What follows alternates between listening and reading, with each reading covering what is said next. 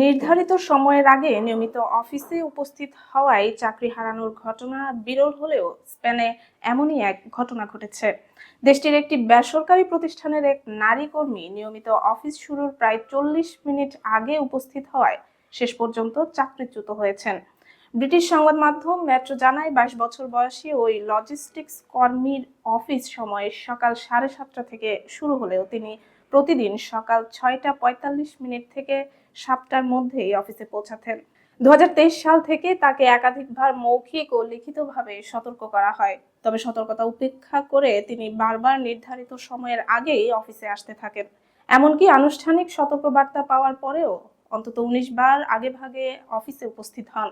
শেষ পর্যন্ত নিয়োগকর্তা তাকে গুরুতর অসদাচরণের অভিযোগে বরখাস্ত করেন। কোম্পানির দাবি, নির্ধারিত সময়ের আগে বারবার অফিসে উপস্থিত হয়ে তিনি প্রতিষ্ঠানের নির্দেশনা অমান্য করছেন এবং এতে কাজের স্বাভাবিক শৃঙ্খলা ব্যাহত হয়েছে।